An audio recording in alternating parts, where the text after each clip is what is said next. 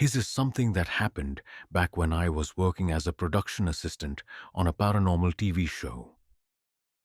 It happened during the filming of one of the paranormal specials that the show used to do on location. The concept of the shoot was simple. A famous psychic would visit ordinary people's homes and perform exorcisms on the spirits said to haunt them. Just to be clear, I'm not going to reveal who the psychic was, and I'd appreciate it if no one tries to guess or speculate. I have absolutely no intention of criticizing or slandering them. There was a reporter, the psychic, a cameraman, and a few crew members like me. But none of us, including myself, had any sort of spiritual sensitivity. The house we visited was in an old town somewhere in Massachusetts, if I remember correctly. My memory's a bit hazy, so I'm sorry if I got that wrong. It was a large old house, and the request had come from the wife who lived there. Ever since they bought the house, she said strange things had been happening constantly inside, and bad luck had been plaguing their lives. The wife had very strong spiritual sensitivity. She said a young boy's ghost was wandering all throughout the house. Toys would start moving on their own, even when no one was nearby. They would hear crying coming from the bathroom, and the sound of footsteps running rapidly across the second floor day or night.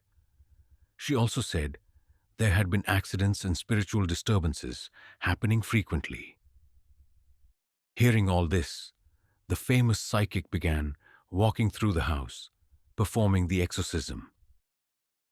All the spirits dwelling in this house have been cleansed. You may now return to your normal life. You'll no longer be troubled by evil spirits. And with that, the psychic's part was done, and the shoot wrapped up without any issues. The reporter and the psychic headed back to the production van. The rest of the crew were cleaning up, and I was sitting alone in the dining kitchen. I happened to glance over and saw the wife standing in the corner of the kitchen, head down, wearing a deeply troubled expression. Something about it bothered me, so I asked, "Is everything all right?"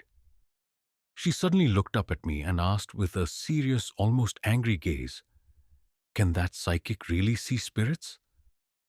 I stammered, well, they're quite famous in the field." Then she said, "Then why didn't they notice? That child's spirit has been clinging to my leg ever since that person stepped into this house."